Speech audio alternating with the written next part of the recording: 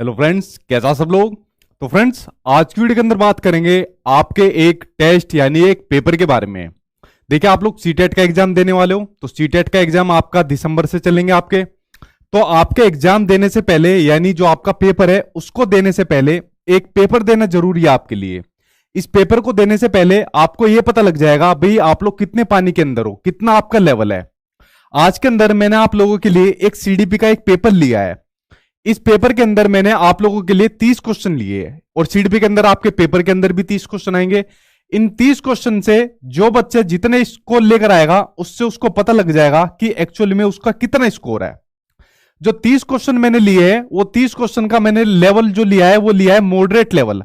ना तो आसान क्वेश्चन है बहुत और ना ही बहुत हार्ड क्वेश्चन है, मॉडरेट लेवल लिए है, मतलब बीच के क्वेश्चन लिए है। तो आप लोग सोच सकते हो अगर 30 में से आप लोग 20 क्वेश्चन लेकर आ गए या 20 प्लस नंबर लेकर आ गए तो समझ लीजिए आपकी सीडीपी अच्छी खासी हो रखी है। आप लोग अपने सीटेट के एग्जाम में बहुत अच्छे नंबर लेकर आ सकते हो। ठीक है, तो अपने एग्जाम से पहले इस पेपर को जरूर लगाना और इससे आपको अपनी प्रैक्टिस और अपनी जो तैयारी है उसका पता लग जाएगा। ठीक है, और आज की वीडियो के अंदर मैं आपको थोड़ा सा टाइम दूंगा क्वेश्चन को पढ़ने का और उसके साथ ही आंसर को लगाने का एक टाइम भी आपको दूंगा। क्वेश्चन के एक्सप्लेनेशन के लिए जो रहेंगे वो उनको थोड़ा मैं आज आपको कम बताऊंगा, ज्यादातर टाइम जो आज मैं आपको दूंगा। ठीक है, तो चलिए आज के महत्वपूर्ण पेपर की मैं आपको शुरुआत करा लेता हूं। जो बच्चे नए आए हैं उनके लिए एक बात बता दूं, अपने चैनल पर डेली मैं आप लोगों के लिए 8 बजे क्लास चला रहा हूं और ये आपकी जो सीटेट की क्लासेज रहती है तो डेली 8 बजे मेरे ये यूट्यूब चैनल पर चलती है जो आपके एग्जाम तक चलेगी, जिसमें मैं आप लोगों के लिए सभी सब्जेक्ट कराता हूँ। किसी दिन कोई सब्जेक्ट कराता हूँ, किसी दिन कोई कराता हूँ।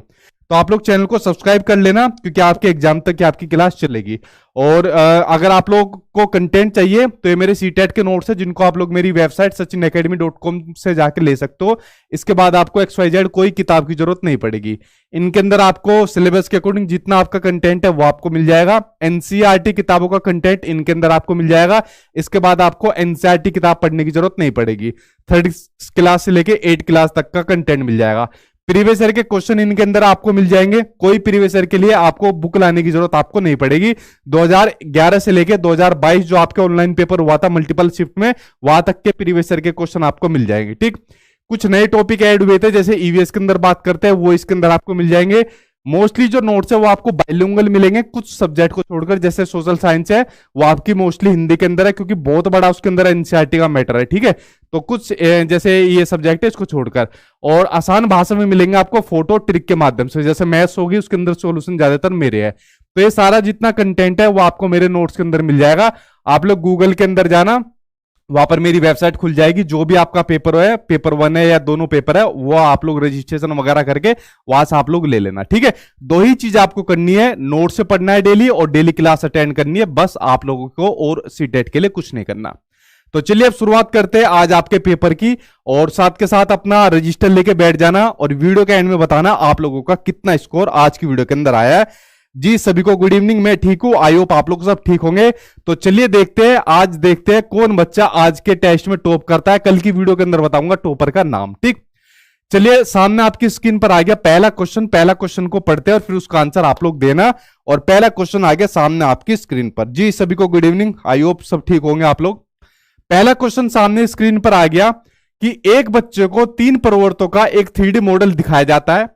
एक अन्य व्यक्ति इस मॉडल को एक भिन्न यानी अलग जगह से देख रहा है। बच्चे को दूसरे व्यक्ति के दृष्टि क्षेत्र से देखे गए मॉडल को बनाने के लिए कहा, बट वह सही तरीके से नहीं कर पाता है। तो जीन पियाजे के अनुसार यह क्या दर्शाता है? यहां पर बात हो रही है जीन पियाजे के अकॉर्डिंग।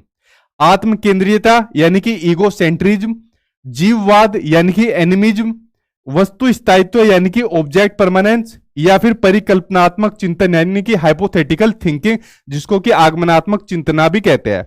तो मैं आपको टाइम देता हूं, अब लगाइए इसका आंसर, सही आंसर क्या हो जाएगा। ठीक, जीन पियाजे की थ्योरी पूरी डिटेल में मैं आपको बता चुका हूं नए पैटर्न के अकॉर्डिंग। यूट्यूब पर जाकर सर्च कर लेना, इसके ऊपर मैंने पूरी वीडियो बनाई हुई है, आप लोगों को ये थ्योरी मिल जाएगी, इसको जाकर आप लोग देख लेना। ठीक है, तो चलिए बताइए इसका सही आंसर क्या हो जाएगा। देखिए, ठीक है, टाइम कम दूंगा, पहले बता रहा हूं टाइम बहुत कम देने वाला हूं मैं आपको। अब बताता हूं इसका, देखिए सही आंसर। सही आंसर इसके अंदर हो जाएगा आपका आत्म केंद्रीयता यानी कि ईगो सेंट्रिज्म। देखिए जीन पियाजे ने वैसे बहुत सारे कंसेप्ट दिए थे, उसी के अंदर जो आपका कंसेप्ट है ईगोसेंट्रिज्म, बताओ किस स्टेज के अंदर होता है ये वाला बताओ किस स्टेज के अंदर होता है, अभी पता लग जाएगा वीडियो पढ़ी है या नहीं पढ़ी। ईगोसेंट्रिज्म, जैसा आपको इसके नाम से पता चल रहा है, ईगो कहते हैं ना यार, उसके अंदर तो बहुत सारी ईगो है, ठीक है। तो उसी तरीके का कुछ आपका बच्चे के अंदर देखने को मिलता है। देखो जो छोटा बच्चा होता है ना, छोटे बच्चे के अंदर ये वाली मानसिकता रहती है कि जो वो सोच रहा है और जो वो कर रहा है वही ठीक है बस, और पूरी दुनिया में गलत, सब चीज गलत है। अगर छोटे बच्चे को कैडबरी चॉकलेट पसंद है तो चाहता है कि पूरी दुनिया को कैडबरी चॉकलेट पसंद है। छोटा बच्चा सोचता है कि मेरे पापा जो है ना पूरी दुनिया में सबसे बढ़िया है, मेरे पापा पूरी दुनिया में सुपरमैन है, उनसे ताकतवर कोई भी नहीं है, ठीक है। भले ही उसके पापा को उनके बॉस ने डांट रखा हो कि तू तो गधा है, काम नहीं करता, कुछ नहीं करता, बट उनकी नजरों में उनके पापा के अलावा पूरी दुनिया में सब बेकार है, ठीक है। और उनके पापा को उसके बॉस उनके सामने भी डांट देगा कि पापा यार बॉस डांट रहा है आपको, ठीक है। तो उसके पापा कहेगा अरे भाई चुप हो जाए यार, ठीक है। रियलिटी असल में यही है। बट बच्चा सोचता है कि मेरे पापा ही ठीक है पूरी दुनिया में। असल में बच्चा सोचता है कि खुद के अकॉर्डिंग ये मानता है, जो वो सोच रहा है, जो वो मानना है वो सब ठीक है, बाकी पूरी दुनिया बेकार है। तो यही होता है आपका ईगोसेंट्रिज्म होता है। अगर यहां पर बच्चों को 3 पर्वतों का 3D मॉडल दिखा दिया और उससे कहा कि भाई एक व्यक्ति इस मॉडल को एक अलग तरीके से देख रहा है, तो आपको इसी के दृष्टि के अकॉर्डिंग देख रहा है, बट बच्चे ने उसको नहीं देखा, बच्चे ने अपने अकॉर्डिंग ही देखा। तो ये क्या दिखा रहा है यहां पर ईगोसेंट्रिज्म दिखा रहा है, मतलब बच्चे का ईगो दिखा रहा है यहां पर।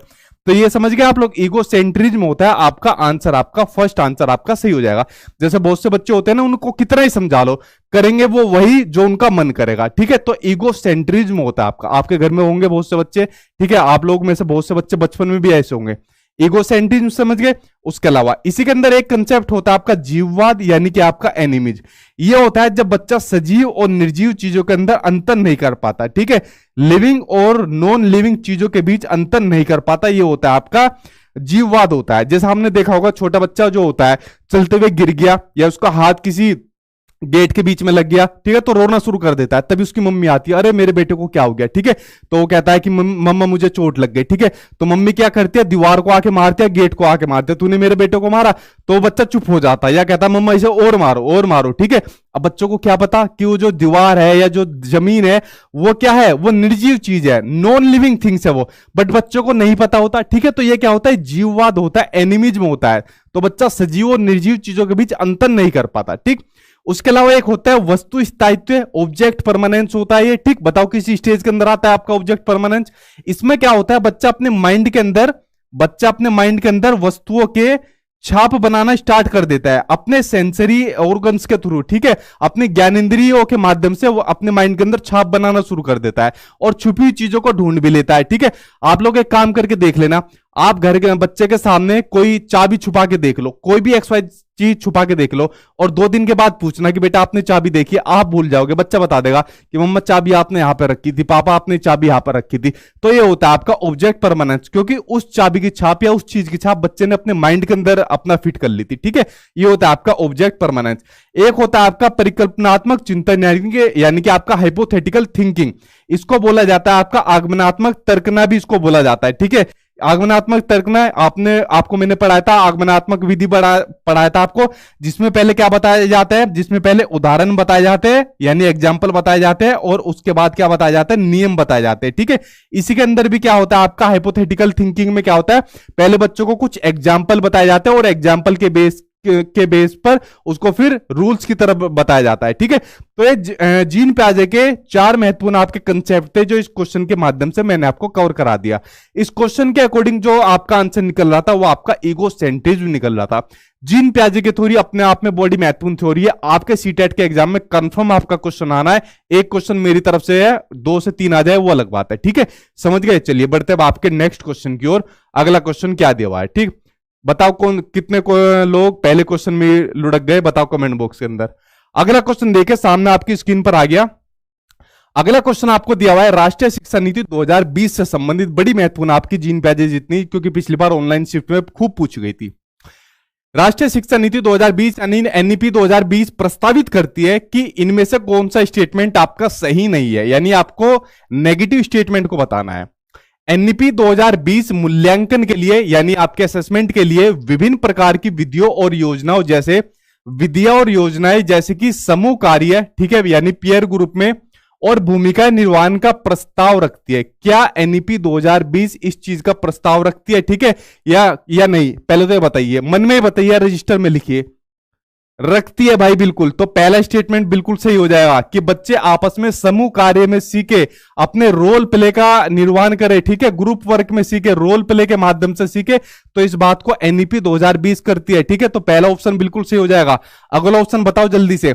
एनईपी 2020 रचनात्मक मूल्यांकन से योगात्मक मूल्यांकन की ओर, यानी कि फॉर्मेटिव असेसमेंट से आपके समेटिव असेसमेंट की ओर जाने की ओर अग्रसर करती है, बताती है। क्या ये स्टेटमेंट सही है या नहीं है? बताओ कॉपी के अंदर लिखकर। एनईपी 2020 इस बात को कहती है, नहीं कहती है? नहीं, बिल्कुल गलत है आपका। देखिए, सबसे महत्वपूर्ण होता है आपका formative assessment. Very very important लगाओ इस चीज के ऊपर। सबसे इंपॉर्टेंट क्या होता है? आपका फॉर्मेटिव असेसमेंट होता है। फॉर्मेटिव असेसमेंट वो असेसमेंट होता है आपका जो आपका टीचिंग लर्निंग प्रोसेस के दौरान होता है। जैसे अभी क्या चल रहा है, हमारा टीचिंग लर्निंग प्रोसेस चल रहा है। मैंने आपसे क्वेश्चन पूछा कि बताओ जीन पियाजे ने कौन सा आपका सिद्धांत दिया था, या विकास की कितनी अवस्थाएं दी, तो आप में से बहुत से बच्चे बता देंगे सर 4 दे दी। कुछ बच्चों ने मान लीजिए नहीं बताया। ठीक, तो मैंने उनको फिर आंसर बता दिया। तो टीचिंग लर्निंग के प्रोसेस के दौरान जो असेसमेंट हो रहा है, जो आकलन हो रहा है, जैसे मैंने आपसे क्वेश्चन पूछा, आंसर बता दिया, कुछ बच्चों ने नहीं बताया, तो वो होता है आपका फॉर्मेटिव असेसमेंट। अगर मान लीजिए कुछ बच्चा आंसर नहीं बता रहे, तो मैं आंसर यहां पर दे तो रहा हूं, मैं उनको समझा दूंगा, नए नए टीएलएम का यूज करूंगा। बट समेटिव असेसमेंट वो असेसमेंट होता है जब टीचिंग लर्निंग प्रोसेस खत्म हो जाता है, जब बच्चे के पेपर हो जाएंगे, जब पढ़ाई उसकी खत्म हो जाएगी, उसके बाद जो आकलन होगा, क्या बच्चा जब उसको समझा पाना पॉसिबल हो पाएगा, तब बच्चा अगली क्लास में चला जाएगा, तो बच्चा समझ पाएगा उस चीज को, नहीं समझ पाएगा, आगे जाके बच्चों को फिर वो दुख देगा। इसलिए सबसे महत्वपूर्ण माना गया है आपके फॉर्मेटिव असेसमेंट को। तो एनईपी 2020 जो कहती है, एनईपी 2020 ये कहती है कि भाई आप ज्यादा से ज्यादा फॉर्मेटिव असेसमेंट पर फोकस करो, ना कि समेटिव असेसमेंट पर। तो सबसे महत्वपूर्ण किसको माना है? फॉर्मेटिव असेसमेंट को सबसे ज्यादा महत्वपूर्ण माना है आपके एनईपी 2020 ने। ठीक है, तो आपको फॉर्मेटिव टू समेटिव नहीं होना, आपको समेटिव टू फॉर्मेटिव होना है, इस बात को आपको ध्यान रखना है। तो ये क्या हो गया? आपका नेगेटिव ऑप्शन हो गया। तो इसने क्या दिया था? नहीं है। तो आंसर आपका क्या हो जाएगा? यही आंसर आपका सही हो जाएगा। ठीक है, बाकी 2 पॉइंट और पढ़ लो भाई, ये भी आपको मतलब पॉजिटिव पॉइंट है जो एनईपी 2020 कहता है। एनईपी 2020 प्रस्तावित करती है कि शिक्षक द्वारा किए गए आकलन से अलग आकलन के मार्गों जैसे 100 आकलन, यानी कि सेल्फ असेसमेंट जो होता है, सेल्फ असेसमेंट कैसा होता है? जिसमें आदमी खुद अपना आकलन करता है। जैसे हम लोग करते थे, कॉपी कर ली, जीन पियाजे ने कौन सा सिद्धांत दिया, आंख बंद करी, संज्ञानात्मक विकास का सिद्धांत, कोग्निटिव डेवलपमेंट। ठीक है, ये होता है आपका सेल्फ असेसमेंट। ये अपने दोस्त को, अपने भाई को कॉपी दे दी, भाई तू मेरे से क्वेश्चन पूछ, मैं उसको आंसर दूंगा, तो ये कैसा हो जाएगा? Self assessment. इसमें आपका पीयर असेसमेंट भी आपका शामिल होता है, जो ठीक है, जो सहपाठी आपका असेसमेंट होता है। ठीक, तो ये उसमें आपका क्या हो जाएगा? स्व आकलन तथा सह समूह आकलन को भी आपका प्रोत्साहित करना चाहिए, इस बात को भी आपका एनईपी 2020 कहती है। ये वो पॉइंट है जो सभी आपके एग्जाम में पूछे गए। इसी के अंदर आपका वेरी वेरी इंपोर्टेंट लगाओ इस पॉइंट के ऊपर, वेरी वेरी इंपोर्टेंट। एनईपी 2020 प्रस्तावित रखती है कि छात्रों के उन्नति पत्र, यानी जो उनका प्रोग्रेस कार्ड है, ठीक है, जो उनका प्रोग्रेस कार्ड है, उन्नति पत्र बोल दो, उनका प्रगति पत्र बोल दो, इंग्लिश में नाम याद करना है यार इसका, प्रोग्रेस कार्ड जो होता है, यानी जो अब बच्चों को उनका प्रोग्रेस कार्ड मिला करेगा, वो कैसे मिलेगा? वो मिलेगा उनका 360 डिग्री मल्टी डायमेंशनल कार्ड मिलेगा। कैसे मिलेगा? 360 डिग्री मल्टी डायमेंशनल कार्ड मिलेगा। सीटेट के एग्जाम में भर भर के पिछली बार क्वेश्चन पूछा गया था ये वाला, कि बच्चों का जो प्रोग्रेस कार्ड मिलेगा वो कैसे मिलेगा? 360 मल्टी डायमेंशनल कार्ड मिलेगा, जिसके अंदर बच्चे के जुड़े सभी डोमेन को शामिल किया जाएगा, जिसमें बच्चे का कोग्निटिव डोमेन शामिल होगा, अफेक्टिव डोमेन शामिल होगा, जिसमें बच्चे का साइको मोटर डोमेन शामिल होगा। मतलब सीखने के तीनों डोमेन को इसके अंदर शामिल किया जाएगा, जो बच्चे का प्रोग्रेस कार्ड होगा, जो 360 डिग्री आपका मल्टी डायमेंशनल प्रोग्रेस कार्ड होगा। ठीक है, तो इन तीनों की बात आपका कौन करता है? एनईपी 2020 करता है। बट दूसरे ऑप्शन के अंदर इसने उल्टा दे दिया था, आपका क्या होगा? समेटिव टू फॉर्मेटिव होगा, ना कि आपका फॉर्मेटिव टू समेटिव होगा। ठीक, तो आंसर आपका क्या हो जाएगा? सेकंड आंसर आपका यहां पर सही हो जाएगा। ठीक, समझ गए? चलिए बढ़ते हैं आपके अगले क्वेश्चन की ओर। अगला क्वेश्चन देखिए आपको क्या दिया हुआ है। नेक्स्ट क्वेश्चन आ गया सामने आपकी स्क्रीन पर। अगला क्वेश्चन आ गया आपका हाइंज दुविधा। चलो आपको ऑप्शन दे देता हूं आप लोगों को, आप लोगों ने पढ़ा भी होगा, लॉरेंस कोलबर्ग की जो उन्होंने सिद्धांत दिया था, हाइंज की स्टोरी आप लोगों ने पढ़ी होगी, उनकी वाइफ जो बीमार पड़ गई थी, ठीक, जो कहानी बताई थी उन्होंने बच्चों को। हाइंज दुविधा पर रूही, कोई रूही नाम की लड़की है, अपनी प्रतिक्रिया देते हुए कहती है कि दवाई की चोरी किसी भी परिस्थिति में गलत है। आप लोग बताओ उसने चोरी सही करी या गलत करी? क्योंकि चोरी करना गलत होता है, इस बात को कौन कह रही है? रूही बोल रही है। लॉरेंस कोलबर्ग के नैतिक विकास के सिद्धांत के अनुसार रूही किस स्तर पर है वो आपको बताना है, ठीक है।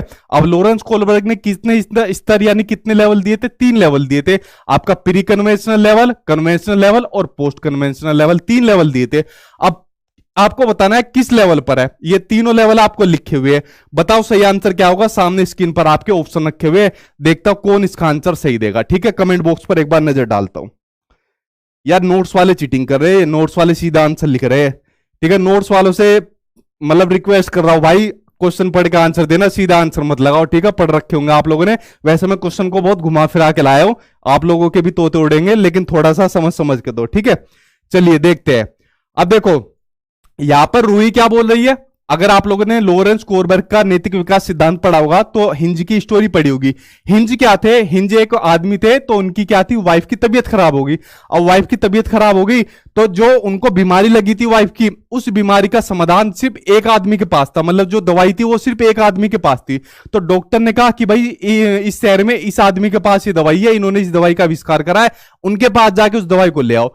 तो जिस आदमी ने उस दवाई का आविष्कार करा था, उसने कई सालों की मेहनत के बाद खून पसीने की अपनी कमाई लगाई हुई थी, उस दवाई का आविष्कार करा था।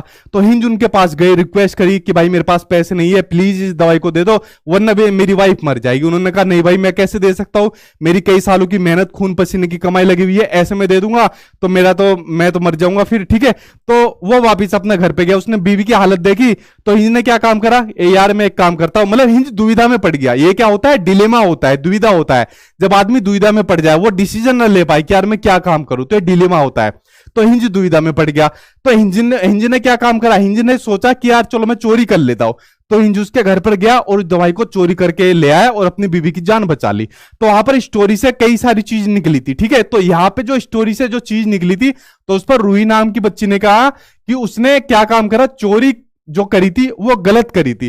तो यहां पर वो जो लेवल बताए थे लॉरेंस कोलबर्ग ने, जो 3 लेवल बताए थे, उसके अकॉर्डिंग जो लेवल आ रहा था वो आया था आपका कन्वेंशनल लेवल, ठीक है। कन्वेंशनल लेवल आया था।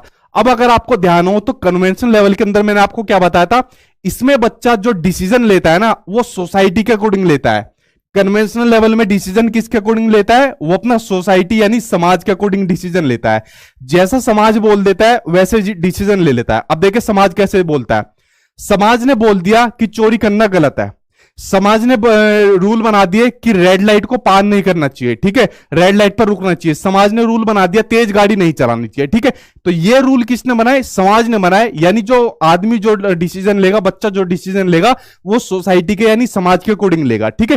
तो रूही जो यहां पर बात बोल रही है कि दवाई की चोरी करना किसी भी परिस्थिति में गलत है, यानी चाहे उसकी मौत भी हो जाए वो भी गलत है।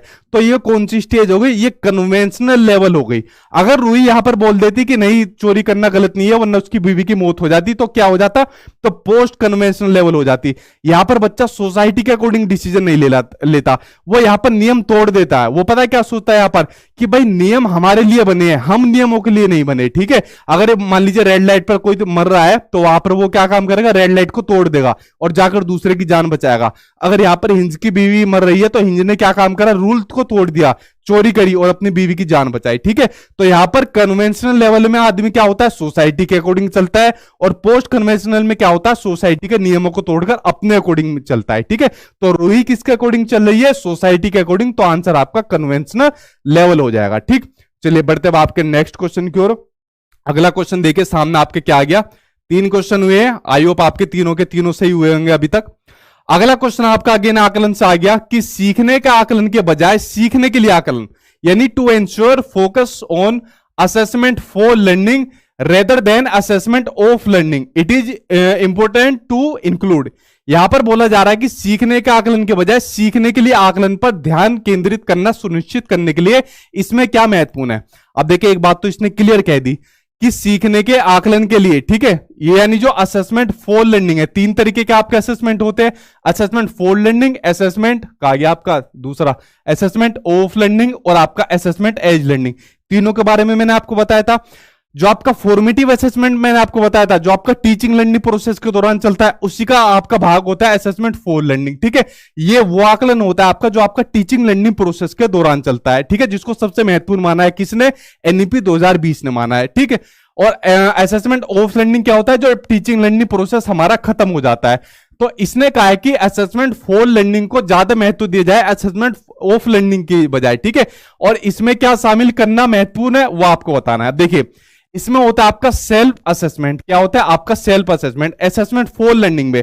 अब देखिए टीचिंग लर्निंग प्रोसेस चल रहा है हमारा, तो इसमें क्या होगा असेसमेंट फॉर लर्निंग। तो असेसमेंट फॉर लर्निंग में क्या होगा सेल्फ असेसमेंट होगा, जिसमें बच्चा अपना आकलन खुद करता है और अपने दोस्त यार से कराता है। जैसे आप लोगों का आकलन मैं भी कर रहा हूं और साथ में कमेंट बॉक्स में कुछ क्वेश्चन भी पूछ रहे हैं, मीरा जी इसका क्या क्वेश्चन होगा, मीरा जी सचिन सर ने क्या बताया, मीरा जी अपना नंबर देना, ठीक है। तो आपस में भी लगे हुए क्वेश्चन पूछने में, ठीक है। पीयर असेसमेंट, जो बात मैंने आपको अभी कही, peer assessment. Peer assessment basically एक तरीके से आपका सेल्फ असेसमेंट के अंदर ही चला जाता है, ठीक है। उसके अलावा गुणात्मक प्रतिक्रिया भी इसके अंदर दी जाती है। अगला है आपका, ये दोनों तो तीनों तो सही हो गए यार, ये तो एक तरीके से मैं ये आंसर बता रहा हूं, एक दो क्वेश्चन मेरी तरफ से लिख लेना, ठीक है। अगला आपका मात्रात्मक मापदंडों के आधार पर छात्रों के बीच तुलना। मैंने आपको क्लियर क्या बात बताई हुई है, जहां पर भी कंपैरिजन करने की बात आ जाएगी बच्चों के बीच में, वो कभी आंसर आपका सही नहीं हो सकता, 99% वो आपका गलत होता है। तो क्या शामिल हो जाएगा आपका असेसमेंट फॉर लर्निंग के अंदर, ये तीनों पॉइंट आपके सही हो जाएंगे, पहला दूसरा और तीसरा आपका सही हो जाएगा, ठीक है। पहला दूसरा तीसरा आंसर आपका सेकंड सही हो जाएगा। इस क्वेश्चन को मेरी तरफ से लिख लो भाई अपने खाते के अंदर, ठीक है, ये मैंने बता दिया आपका। अगला क्वेश्चन देखिए सामने आपकी स्क्रीन पर हो गया, इसका आंसर बताना, टाइम दूंगा सिर्फ 10 सेकंड का। क्वेश्चन है आपका, विकास के किस चरण में बहुत से हार्मोन संबंधी परिवर्तन, हार्मोन संबंधी चेंज होते हैं तथा अपनी पहचान की सक्रिय खोज पर बल देता है, वो आपको बताना है। अडोलसेंस में, इन्फेंसी में, अर्ली चाइल्डहुड में या फिर मिडिल चाइल्डहुड में, बताइए सही आंसर क्या हो जाएगा आपका। इसका क्वेश्चन देखता हूं सामने आपकी स्क्रीन पर, ठीक है जी। अविनाश कुमार क्या बोल रहे हैं, सर मैं बिहार से हूं, मेरा सीटेट में आपके नोट से 3 दिन पढ़ा था, सीटेट में 95 में है, क्या मैं फिर से सीटेट का प्रिपरेशन करूं? ठीक है, नोट से 3 दिन में 95 में है आपके, फिर से प्रिपरेशन मत करो आप, ठीक है।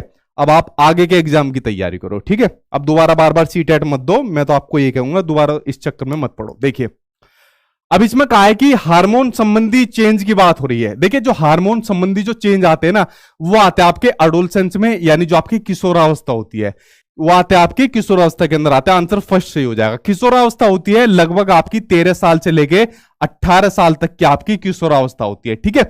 अब किशोरावस्था में हार्मोन संबंधी चेंज जो आते हैं उसको कहा जाता है आपका विषमलिंगी आकर्षण, उसको कहा जाता है, ठीक है, विषमलिंगी आकर्षण। इसमें क्या होता है आपका विषमलिंगी आकर्षण में होता है जो लड़का होता है वो लड़की की तरफ अट्रैक्ट होता है और जो लड़की होती है वो आपका लड़के की तरफ अट्रैक्ट होती है, मतलब मेल और जो फीमेल होती है वो एक दूसरे की तरफ अट्रैक्ट होते हैं, ठीक है। तो इसी वजह से जो हार्मोन संबंधी चेंज आते हैं वो इसी तरह वजह से आपका विषमलिंगी आकर्षण देखने को मिलता है, किसके अंदर, आपका किशोरावस्था के अंदर देखने को आपको मिलता है, ठीक। उसके अलावा जीवन का सबसे कठिन काल इसको कहा जाता है, ठीक, जीवन का सबसे कठिन काल इसको कहा जाता है आपका किशोरावस्था को कहा जाता है, जीवन का सबसे कठिन काल इसको कहा जाता है आपका किशोरावस्था को कहा जाता है।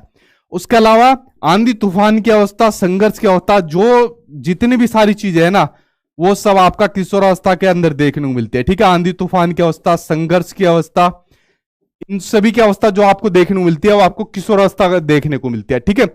उसके अलावा एब्स्ट्रैक्ट थिंकिंग यानी अमूर्त चिंतन की अवस्था, अमूर्त चिंतन की जो अवस्था होती है वो आपकी कौन सी अवस्था होती है, आपकी किशोरावस्था होती है। एब्स्ट्रैक्ट थिंकिंग जो बच्चा स्टार्ट कर देता है वो आपका किशोरावस्था में कर देता है। अमूर्त चिंतन मतलब जब बच्चा किसी चीज को बिना देखे चिंतन करना स्टार्ट कर देता है वो आपका किशोरावस्था में करना स्टार्ट कर देता है, ठीक है। उसके अलावा हीरो वर्शिप यानी वीर पूजा की भावना, हीरो वर्शिप यानी कि वीर पूजा की जो भावना होती है वो बच्चा किस में स्टार्ट कर देता है, वो बच्चा किशोरावस्था में स्टार्ट कर देता है, मतलब जब बच्चा किसी को अपना आइडियल मानकर उसको फॉलो करना शुरू कर देता है, ठीक है। जैसे बहुत से बच्चे किसी को सलमान खान को मानकर, या कोई किसी को जैसे लड़कियां होती है, जैसे मान लीजिए किसी को रानी लक्ष्मीबाई मान लिया, लड़कियां आजकल किसको मानती है, रानी लक्ष्मीबाई, किसी को कैटरीना कैफ मान लिया, ठीक है, या जैसे बहुत से लोग भगत सिंह को मानकर करते हैं। तो इस तरीके से किसी को अपना आइडियल मानकर उसको फॉलो करना शुरू कर देते हैं, तो ये होती है आपकी हीरो वर्शिप, तो ये आपको किशोरावस्था के अंदर देखने को मिलती है, ठीक है। गोल्डन एज इसको कहा जाता है, ठीक। उसके अलावा गोल्डन एज इसको कहा जाता है। उसी के अलावा सीटेट के एग्जाम में एक बड़ा महत्वपूर्ण पॉइंट पूछा जाता है आपका किशोरावस्था से संबंधित, कि बच्चा जो अपने ग्रुप का जो होता है, जो उसका ग्रुप होता है बच्चे का, उसका एक्टिव मेंबर कब बन जाता है, उसका जो सक्रिय सदस्य कब बन जाता है। तो सक्रिय सदस्य बच्चा जो बन जाता है वो आपका किशोरावस्था में बन जाता है, तकड़ा बीड़ू बन जाता है, ठीक है, कि और भाई क्या हाल है वो वाला जो है, ठीक है, सक्रिय सदस्य बन जाता है कि ये दोस्ती हम नहीं छोड़ेंगे, वो वाला वो आपका किशोरावस्था के अंदर बन जाता है। ये वाला क्वेश्चन कई बार आपके सीटेट में भी पूछा गया है। तो ये किशोरावस्था से संबंधित सभी पॉइंट थे जो मैंने आपको बता दिए। 5 क्वेश्चन हो गए। चलिए बढ़ते अब आपके अगले क्वेश्चन की ओर। बस आज की वीडियो के अंदर 20 क्वेश्चन आप लोग कर जाना तो समझ जाना आपकी सीडीपी अच्छी हो रखी है, ठीक है।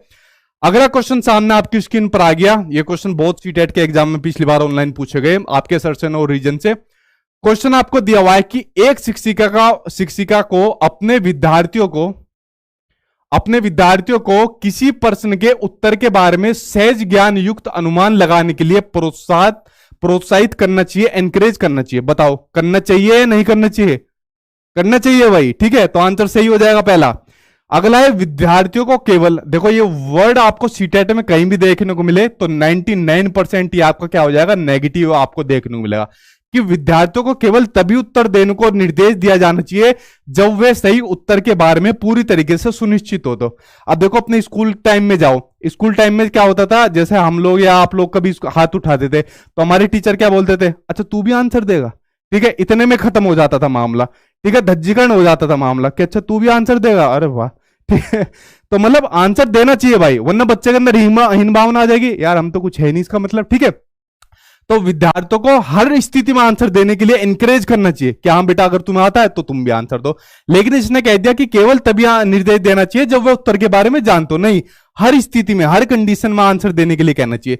तो सिर्फ आपका जो असर्शन है, आपका अभिकथन है, सिर्फ ए सही है और ये आपका क्या है, कारण जो है ये आपका गलत है, ठीक है। तो ये आपका क्वेश्चन नंबर 6 कंप्लीट हुआ। चलिए अगला क्वेश्चन देखते हैं। अगला क्वेश्चन सामने आपके आगे लेव वाइगोत्स्की साहब।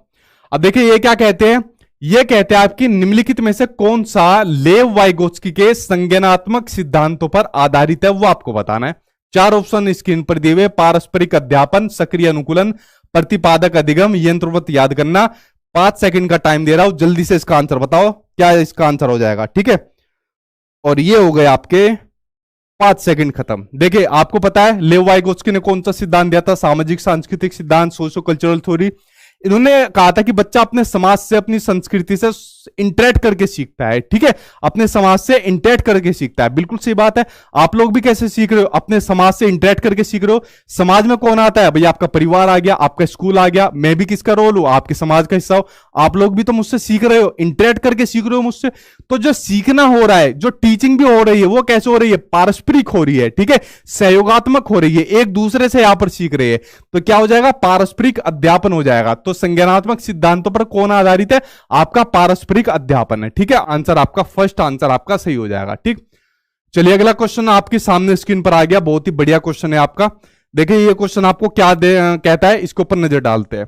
क्वेश्चन कहता है आपको कि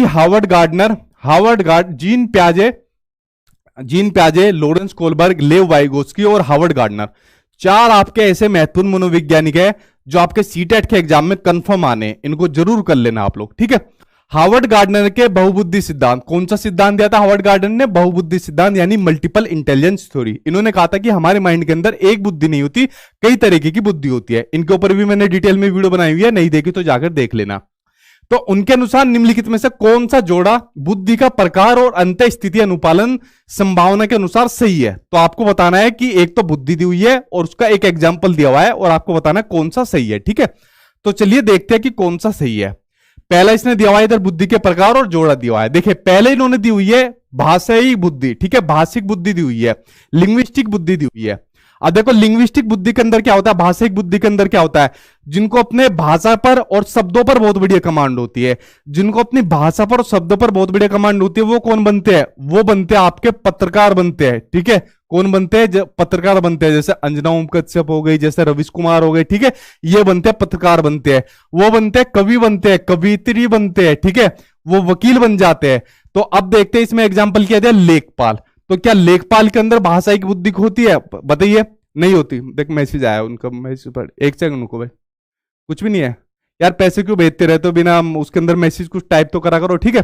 तो लेखपाल के अंदर ये वाली बुद्धि नहीं होती। लेखपाल के अंदर कौन सी होती है, लॉजिकल मैथमेटिक्स वाली बुद्धि होती है, मैथमेटिक्स का यूज बहुत ज्यादा करते हैं लेखपाल जो होते हैं। तो क्या पहला ऑप्शन सही होगा, पहला ऑप्शन आपका सही नहीं होगा, ठीक। अगली बुद्धि दे दी इसने स्थानिक बुद्धि, यानी कि आपकी स्पेशल इंटेलिजेंस। स्पेशल इंटेलिजेंस मैंने कौन सी बताई थी, जब आदमी अमूर्त तथ्यों का यूज करके अपने माइंड के अंदर छवि बना लेता है। ठीक है, वो कैसे बना लेता है, जैसे मैंने आपको बताया था, जो आपके ठेकेदार होते हैं जो घर बनाते हैं, खाली प्लॉट उनको दिखा दो और वो क्या बताएगा कि साहब जी यहां पर तो हम कमरा बना देंगे, या सीढ़ी बना देंगे, या एक गार्डन बना देंगे, यहाँ एक कमरा और बना देंगे, और यहां पर दूसरी मंजिल बना देंगे। अपने माइंड के अंदर खाली जो वो पड़ा होता है ना, आपका प्लॉट पड़ा होता है, उसमें पूरा नक्शा पास कर देंगे। तो अपने वो क्या होते हैं, अमूर्त तथ्यों के आधार पर अपना क्या करते हैं, कंसेप्ट बना लेते हैं। ठीक है, तो इनके अंदर ये वाली बुद्धि देखने को मिलती है। उसके अलावा वास्तुकार के अंदर देखने को मिलती है, चित्रकार के अंदर देखने को मिलती है, और बताओ किसके अंदर देखने को मिलती है, ये देखने को मिलती है लोंडे लफाड़ों के अंदर। ठीक है, आप कहोगे सर लोंडे लफाड़ों के अंदर देखने को कैसे मिलती है, अब देखो ध्यान से, लड़कियों के अंदर शायद कम देखने को मिलती है। ठीक है, नाराज मत होना। कितने लोगों ने जिगजैग करके ऐसे बाइक चलाई है, बहुत से लोगों ने चलाई होगी ना, देखो मेरा ये टूटा हुआ है। ठीक है, अब जब जिगजैग करके ऐसे बाइक चलाते हैं, कट मार के बाइक चलाते हैं, उसमें क्या होता है, अमूर्त तथ्यों के आधार पर हम जगह बनाते हैं कि यार यहां से कट मारना है, फिर यहां से कट मारना है, और फिर बाइक निकाल के ले जाना है। तो अपने माइंड के अंदर हम जगह बना रहे हैं ना कि यहां से कट मारना है, फिर यहां से मारना है। तो ये क्या होती है, ये वाली बुद्धि भी पाई जाती है ना लड़कों के अंदर। अब ये मत कह देना लड़कियां कि हमारे अंदर भी ये वाली होती है, लेकिन ज्यादातर लड़कों के अंदर ये वाली पाई जाती है। ठीक है, तो ये वैसे वास्तुकार, चित्रकार, पेंटर हो गए, या ये आपके ठेकेदार टाइप हो गए, उसके अंदर ये वाली बुद्धि पाई जाती है। तो भाई आंसर आपका क्या हो गया, आंसर सेकंड सी हो गया। अगली बुद्धि पाई गई है आपकी शारीरिक गति बुद्धि। ठीक है, यानी शरीर को बॉडी काइनेस्थेटिक बुद्धि, यानी शरीर को गति देने वाली बुद्धि। तो जिससे शरीर को गति मिलती है, तो शरीर को गति किससे मिलती है, आपकी जो एथलीट होते हैं उनको अंदर रहती है, जैसे विराट कोहली हो गए, उसेन बोल्ट हो गए, नीरज चोपड़ा हो गए, ये हो गए। ठीक है, एथलीट को हो गई। उसके अलावा हीरो हीरोइन हो गए, उनके अंदर ये वाली बुद्धि पाई जाती है। देखो डांस भी करते हैं, एक्टिंग भी करते हैं, उनके अंदर ये वाली बुद्धि पाई जाती है। इसने दिया हुआ है गायक, यानी जो सिंगर होता है, सिंगर के अंदर पाई जाती है म्यूजिकल इंटेलिजेंस। जो सिंगर होते हैं, ठीक है, जैसे अरिजीत सिंह हो गए, लता मंगेशकर जी हो गए, उनके अंदर ये वाली बुद्धि पाई जाती है। तो ये तो ऑप्शन आपका गलत हो गया। अगली बुद्धि का टाइप्स आपका दिया हुआ है प्राकृतिक इंटेलिजेंस। ठीक है, नेचुरल इंटेलिजेंस, ये वाली इंटेलिजेंस पाई जाती है जो प्रकृति के बहुत ज्यादा नजदीक होते हैं, जैसे आपके फार्मर, यानी कि जो आपके किसान होते हैं, यानी और जो उसके अलावा एनवायरमेंट जो लवर होते हैं, उनके अंदर ये वाली बुद्धि पाई जाती है। अच्छा देखो यहां पर एग्जाम्पल दिया है शिक्षक, यानी कि टीचर, जो आप लोग बनने वाले हो, टीचर के अंदर कौन सी बुद्धि पाई जाती है, उसका एग्जाम्पल आप लोग मुझे बताइए कि टीचर के अंदर कौन सी बुद्धि पाई जाती है। ठीक है, आप लोग समझ गए, वैसे इसका आंसर पाया जाता है, आंसर इसका सेकंड आंसर वैसे इसका सही हो जाएगा। ठीक है, चलिए बढ़ते हैं आपके नेक्स्ट क्वेश्चन की ओर, और टीचर की बुद्धि आप लोग मुझे बताइए कि टीचर के अंदर कौन सी बुद्धि पाई जाती है। जी, अगला क्वेश्चन सामने आपकी स्क्रीन पर आ गया।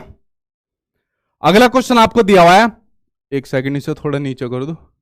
अगला क्वेश्चन आपका अर्थपूर्ण अधिगम के लिए, यानी मीनिंगफुल अधिगम के लिए। ठीक है, नई सामग्री को बच्चों के मौजूदा ज्ञान से जोड़ना जरूरी है, बिल्कुल सही बात है। अगर हम अधिगम करा रहे हैं, लर्निंग करा रहे हैं, तो वो भी कैसी करनी चाहिए, मीनिंगफुल, मतलब जिसका अर्थ हो। ठीक है, ये नहीं कि भाई कुछ भी कराते जा रहे हो। ठीक है, तो उसको कराने के लिए नई टीएलएम को, नई सामग्री को बच्चों के मौजूदा ज्ञान से जोड़ना जरूरी है, बिल्कुल सही बात है।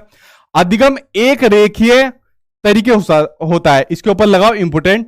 ये कई बार पिछली बार सीटेट के एग्जाम में आया कि जो लर्निंग होता है वो लीनियर होता है। ठीक, यानी एक रेखा में होता है, एक रेखा में होता है। अब आप लोग मुझे एक बात बताइए, आप लोग कोई भी चीज सीख रहे हो, कोई भी चीज लर्न कर रहे हो, क्या एक स्पीड से आप लोग करते जा रहे हो? ठीक है, क्या आप लोग एक ही स्पीड से सीख रहे हो? आज आपने 1 घंटा पढ़ा, एक चैप्टर पढ़ा, आज 1 घंटा पढ़ा, फिर एक चैप्टर पढ़ा? नहीं, आप अगर कोई चीज सीख रहे हो, आज आपने इतना पढ़ा, ठीक है, कोई चीज सीखी, कल ज्यादा सीखोगे, फिर कम सीखोगे, फिर और ज्यादा सीखोगे।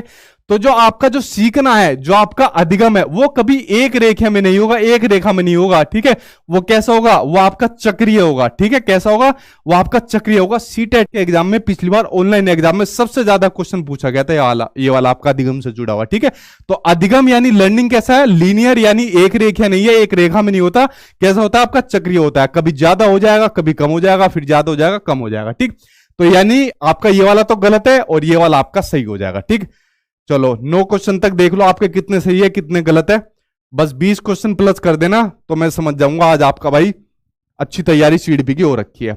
अगला क्वेश्चन आपको दिया हुआ है कि कोई भी अध्यापन, जो अध्यापन मतलब पेडागोजी, यानी कोई भी पेडागोजी जो विषय वस्तु, यानी जो आपका सब्जेक्ट मैटर है, कंटेंट है, उसको अपने आप में एक अंत मानता है। यानी जो पेडागोजी है वो कहती है कि भाई जो कंटेंट है तुम खत्म हो। ठीक है, तो वो विद्यार्थियों के बीच डैश पैदा कर सकती है। बताओ भाई इसका आंसर क्या होगा? बड़ा महत्वपूर्ण क्वेश्चन है, 5 सेकंड दूंगा सिर्फ आपको। महारत के लिए सराहना, नवाचार की इच्छा, सीखने की अभिप्रेरणा, या फिर अन्वेषण के लिए प्रतिरोध। बताओ सही आंसर क्या होगा? 5 सेकंड देता हूं आपको।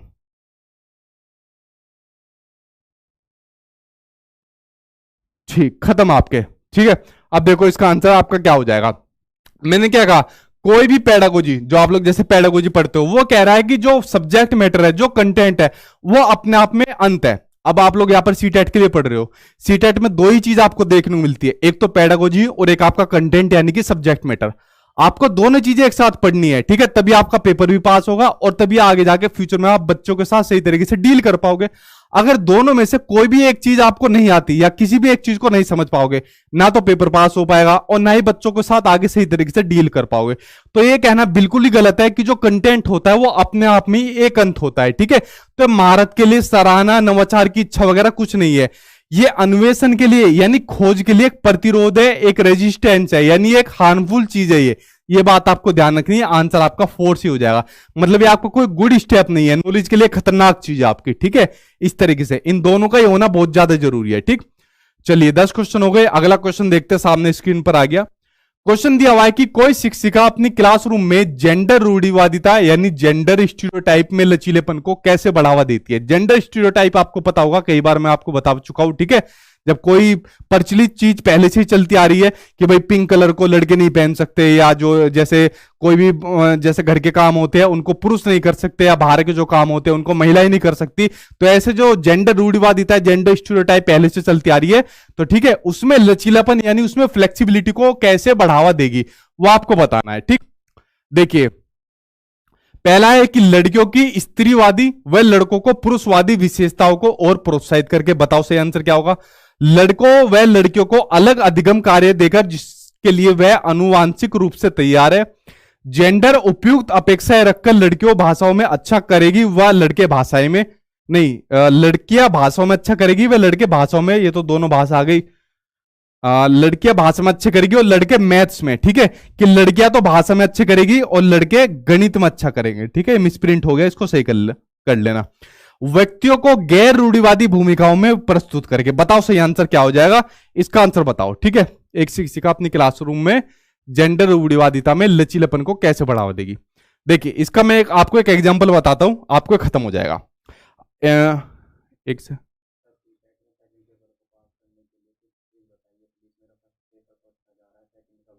अच्छा, आपका फर्स्ट पेपर अच्छा जा रहा है, सेकंड का मतलब नहीं जाता। देखो सेकंड का सिंपल सा आपको क्या काम करना है, सीडीपी मतलब आसानी आपकी मैं कवर करा देता हूं, नोट्स में भी आपको दे रखी है और क्लास आपके मतलब इससे खत्म हो जाएगी।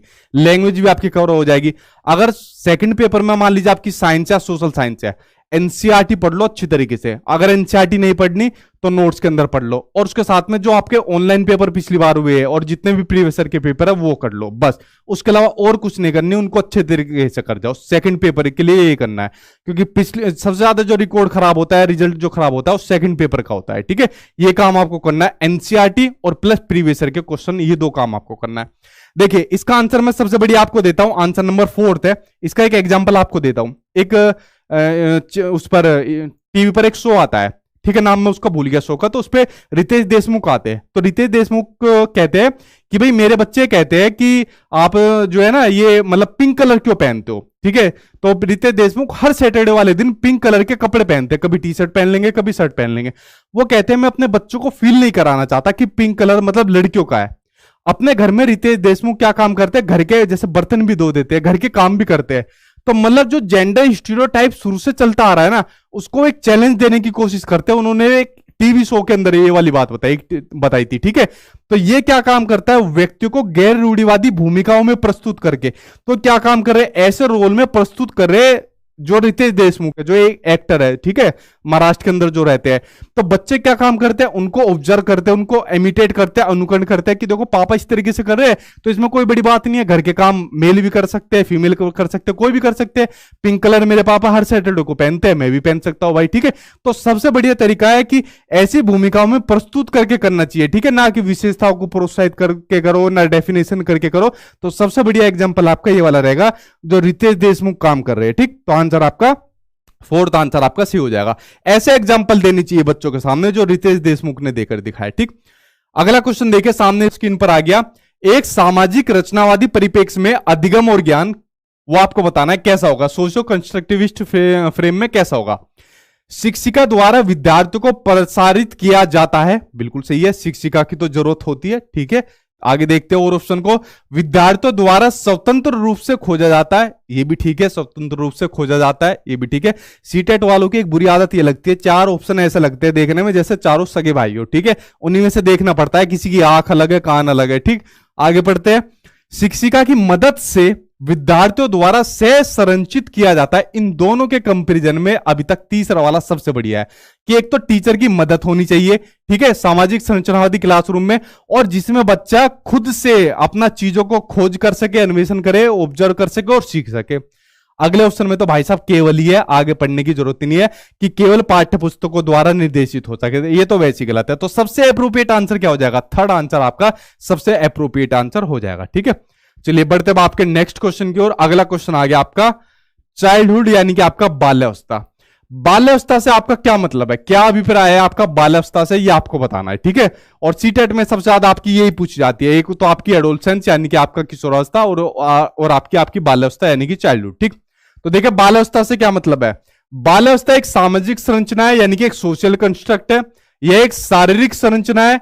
ठीक है, यह बच्चे के जन्म से लेकर उसके विद्यालय जाना शुरू करने तक की अवधि को लक्षित करती है। जन्म से लेकर आ गया, जन्म से लेकर तो आपकी शैशवावस्था भी आ जाती है। ठीक है, तो बाल्यावस्था थोड़ी होती है, बाल्यावस्था कहां से आपकी शुरू होती है, ये तो आपकी 2 साल से लेकर 12 साल तक की होती है। ठीक है, तो ये ऑप्शन तो आपका वैसे ही गलत हो गया।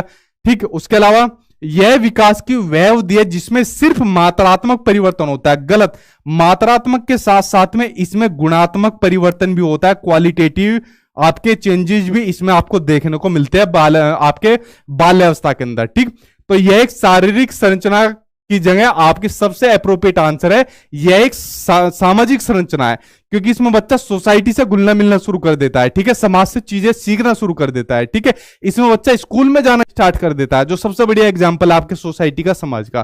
तो यह कैसी संरचना है, आपका सोशल कंस्ट्रक्ट है, यानी कि एक सामाजिक संरचना है जो आपकी बाल्यावस्था है। ठीक, चलिए बढ़ते अब आपके अगले क्वेश्चन की ओर। 14वां क्वेश्चन आ गया आपका। अगला क्वेश्चन सामने स्क्रीन पर आपके दिया हुआ है। एक अध्यापिका किसी विषय को पढ़ाने के बाद, कोई भी सब्जेक्ट पढ़ा दिया, उसके बाद विद्यार्थियों को संकल्पना मानचित्र यानी कि एक कंसेप्ट मैप है उसको बनाने के लिए कहती है। ठीक, मान लीजिए कोई भी सब्जेक्ट पढ़ा दिया, मान लीजिए वाटर का सब्जेक्ट पढ़ा दिया, और उसके बाद कहा कि भाई एक कंसेप्ट मैप बनाओ। ठीक है, संकल्पना मानचित्र बनाओ, मतलब पानी से जुड़े हुए कोई भी चीज बनाने के लिए कहा कि भाई डैम बनाओ, नदियां बनाओ, या फिर इससे जुड़े हुए कोई भी चीज आप लोग बनाइए। और यह किसमें सहायक होगा, यह जो संकल्पना मानचित्र है यह किसमें सहायक होगा, संरचनात्मक मूल्यांकन संचालित करने में, बिल्कुल सही बात है, फॉर्मेटिव असेसमेंट को कंडक्ट कराने के लिए। जहां पर भी फॉर्मेटिव असेसमेंट की बात आ जाएगी वो तो आपका वैसे ही पॉजिटिव हो जाएगा। बच्चों को क्या पढ़ाया, बच्चों को पढ़ाया यहां पर देखिए, एक बार फिर आ गया दोबारा, एक सेकंड ऊपर गया, ऊपर भाई कितने पैसे भेजोगे यार, कुछ मैसेज लिखकर भेज दिया करो ऐसी। ठीक, देखो यहां पर जैसे बच्चों को पानी का टॉपिक पढ़ाया, उसके बाद आपको कंसेप्ट मैप बनाने के लिए कह दिया, और उसके बाद क्या कह दिया, एक फॉर्मेटिव असेसमेंट कंडक्ट कराने के लिए कह दिया। तो फॉर्मेटिव असेसमेंट कंडक्ट कराएंगे फिर क्या हो जाएगा, बच्चों से वाद विवाद होगा, क्वेश्चन आंसर पूछेंगे, जिसकी कुछ समस्या होगी उसका फिर निदान करके उसका उपचार किया जाएगा। तो पहला तो बिल्कुल सही हो जाएगा। उसके बाद विद्यार्थियों के मुख्य बिंदुओं का सार लिखने की क्षमता का परीक्षण करा जाएगा, ये भी बिल्कुल सही बात है। विद्यार्थियों की उपलब्धियों का मूल्यांकन हेतु रूब्रिक्स, ठीक है, ये होता है रूब्रिक्स।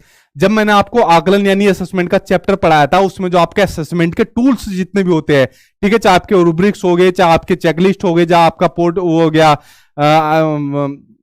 पोर्टफोलियो हो गए, ठीक है, ये क्या होती है आपकी फाइल हो गया आपकी, वो सब मैंने इसके अंदर आपको पढ़ाई हुई थी। ठीक है, तो इनका विकास करना ये भी आपका पॉजिटिव हो जाएगा। ठीक है, तो ये हो जाएगा आपका विद्यार्थियों की कलात्मक योग्यता का परीक्षण करने के लिए कहना, कलात्मक योग्यता का इससे कोई मतलब नहीं हो जाएगा। तो आंसर शुरू के तीनों आपके सही हो जाएंगे। ठीक, तो फर्स्ट सेकंड एंड थर्ड तीनों आंसर आपके इसके अंदर आपके सही हो जाएंगे। ठीक, चलिए बढ़ते अब आपके नेक्स्ट क्वेश्चन की ओर। अब आ गए हम बीच के अंदर, यानी आधे क्वेश्चन अब हमारे कंप्लीट हो गए। यहां तक बताइए, यहां तक आपका कितना स्कोर यहां पर सही है, यहां तक बताइए। ठीक जी, या नोट्स लेने के लिए एक यूट्यूब पर वीडियो बनाई हुई है, उसको देख लो। हाँ, रेटिंग स्केल वगैरह सब उसी के अंदर है, ठीक है। हाँ, पोर्टफोलियो वो फाइल ही है, ठीक। देखिए, भ्रांतियां, मिसकंसेप्शन, भ्रांतियां लिख लो, इसके साथ में एक लिख लो त्रुटियां, ठीक है, इसके साथ में लिख लो त्रुटियां, यानी जो एरर्स होता है, आपको बताना है ये क्या होती है। ये स्टूडेंट्स में पैदा होने वाला असामान्य है, अधिगम प्रक्रिया का प्राकृतिक अंग है, पूरी तरह अतार्किक और निराधार है, अध्यापन अधिगम प्रक्रिया के लिए बाधक है। बताओ क्या होता है। कई बार मैं आपको बता चुका हूं, इसका बताइए सही आंसर आपका क्या हो जाएगा। कई बार बता चुका हूं। जो बच्चों के माइंड में मिसकंसेप्शन होते हैं, जैसे आप लोग सीटेट के एग्जाम की तैयारी करते हैं, यार सीटेट के लिए तो ये पढ़ते हैं, वो पढ़ते हैं, ये किताब पढ़ते हैं, दुनिया भर के मिसकंसेप्शन है। या जो बच्चा त्रुटियां करता है, जो गलतियां करता है, उसके बारे में बताना है क्या क्या होता है आपको। एनसीएफ 2005 के अंदर कई बार मैं आपको बता चुका हूं। देखिए, जो भी बच्चे के मिसकंसेप्शन या जो भ्रांतियां रहती है, या जो बच्चे की जो गलतियां होती है, आपको सिंपल सा ध्यान रखना है, ये आपकी अधिगम प्रक्रिया का एक प्राकृतिक अंग होती है और टीचिंग लर्निंग प्रोसेस का एक बड़ा ही इंपॉर्टेंट हिस्सा रहती है, ठीक है। टीचिंग लर्निंग प्रोसेस का एक बड़ा ही इंपॉर्टेंट हिस्सा होती है। सिंपल सी एक बात बताओ यार, जब तक बच्चा गलती नहीं करेगा तब तक वो सीखेगा कैसे। जब बच्चा गलती करेगा तो टीचर उसको डायग्नोस करेगा कि बच्चा कहां पर गलती कर रहा है, और गलती करने के बाद फिर टीचर उसका समाधान करेगा। तो गलती होना बहुत जरूरी है। हम और आप लोग आज भी गलती करते हैं इतने बड़े होकर, तो बच्चा तो मतलब स्वाभाविक है गलती करना। तो क्या है, टीचिंग लर्निंग प्रोसेस का एक प्राकृतिक भाग है। और बच्चे के माइंड में मिसकंसेप्शन भी होते हैं। हम बड़े लोगों के माइंड के अंदर कितने मिसकंसेप्शन है, तो बच्चे के माइंड में तो मिसकंसेप्शन होना बहुत मतलब कॉमन सी बात है। तो ये क्या है, एक नेचुरल प्रोसेस है, एक मतलब नॉर्मल पार्ट है लर्निंग प्रोसेस का। आंसर आपका सेकंड से हो जाएगा। अगला क्वेश्चन देखते हैं। अगला क्वेश्चन आपको दिया हुआ है कि which of the following pedagogical strategy promotes critical thinking. बड़ा महत्वपूर्ण क्वेश्चन आपका, कि निम्न में से कौन सी शिक्षा शास्त्रीय योजना समालोचनात्मक चिंतन या आलोचनात्मक चिंतन में वृद्धि करेगी। एनईपी 2020 जब मैंने आपको पढ़ाया था, उसमें सबसे महत्वपूर्ण जो चिंतन की बात होती है वो होती है आपकी समालोचनात्मक चिंतन, यानी कि क्रिटिकल थिंकिंग। कई बार मैं आपको बता चुका हूं। तो उस क्रिटिकल थिंकिंग में कौन इंक्रीज उसको करेगा, कौन वृद्धि करेगा, वो आपको बताना है, ठीक है। अब समालोचनात्मक चिंतन में मैंने आपको बताया था, जब कोई भी आदमी किसी बात को बस सुनकर उसको अप्लाई नहीं करता, वो खुद डिसीजन लेता है कि क्या चीज सही है और क्या चीज गलत है, क्या उसका पक्ष में क्या विपक्ष में, और फिर अपना खुद का विवेक लगाकर खुद पता करता है। जैसे मैंने आपको बता दिया, अगर सीटेट में अच्छे नंबर लाने हैं तो भाई एक काम करो, मेरी क्लास लो, नोट्स पढ़ो, दोनों चीज को अच्छे तरीके से कर जाओ, आपका एग्जाम पास हो जाएगा। अब कुछ बच्चे तो फॉलो कर जाएंगे अच्छे तरीके से, बट कुछ बच्चे क्रिटिकल थिंकिंग का यूज करेंगे, ठीक है। एक मैसेज हो रहा है देख, बट कुछ बच्चे क्रिटिकल थिंकिंग का यूज करेंगे। वो पता है क्या काम करेंगे, प्रीवियस ईयर के क्वेश्चन लगाएंगे, उस क्वेश्चन को लगाने के बाद चेक करेंगे, यार सचिन सर सही पढ़ा रहे हैं, प्रीवियस ईयर के क्वेश्चन पढ़ा रहे हैं नहीं पढ़ा रहे। फिर उसके बाद नोट्स के अंदर मैच करेंगे, क्या उसके अकॉर्डिंग ही मैटर हमें दिया या नहीं दिया। तो इस तरीके से जब वो सेटिस्फाइड हो जाएंगे, यार उसी के अकॉर्डिंग पढ़ा रहे, फिर वो डिसीजन लेंगे कि यार ये सही करा रहे। तो ये होती है क्रिटिकल थिंकिंग, यानी कि समालोचनात्मक चिंतन। ये नहीं कि किसी ने कुछ भी कह दिया उसको बात को मान लिया, ठीक है। खुद अपनी बुद्धि का यूज करके सही और गलत का फिर एक डिसीजन लेते हैं, ये होता है क्रिटिकल थिंकिंग। और सबसे ज्यादा एनईपी 2020 ने आपको इसी को बढ़ावा देने की बात कही है स्कूल के अंदर आपके बच्चों को। अब इसमें आपको बताना है कि कौन सी पेडागोजिकल आपकी स्ट्रेटेजी यानी योजना इसको बढ़ावा देगी। ब्लैक बोर्ड से शिक्षक द्वारा लिखे गए उत्तरों की नकल करना।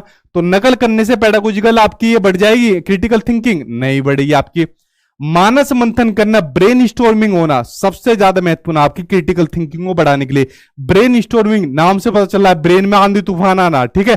अगर मैंने आपसे कह दिया बताओ भाई सीटेट के एग्जाम में कैसा आपके 140 प्लस नंबर आएंगे, तो आपके माइंड में क्या हो जाएगी, मानस मंथन, ब्रेन में स्टॉर्मिंग हो जाएगी कि सर ये करूंगा वो करूंगा, दुनिया भर की चीज आप लोग बता दोगे, ठीक है। तो क्रिटिकल थिंकिंग का वहां पर ज्यादा से ज्यादा यूज देखने को मिलेगा। आंसर आपका सेकंड आंसर आपका सही हो जाएगा। बताओ इसका क्या मैसेज है, ठीक है। कितने मैसेज भेज रहे हो यार। अगला क्वेश्चन देखिए, सामने आपकी स्क्रीन पर आ गया। अगला क्वेश्चन आपका दिया हुआ है कि निम्न में कौन सा विद्यार्थियों में समस्या समाधान कौशलों के लिए बाधक है, ठीक है। समस्या समाधान की स्किल्स के लिए बाधक है, वो आपको बताना है। बढ़िया क्वेश्चन है। प्रक्रियात्मक स्थिरता, अनुरूपकों का प्रयोग, कारण प्रभाव संबंध स्थापित करना, या फिर साधन लक्ष्य विश्लेषण।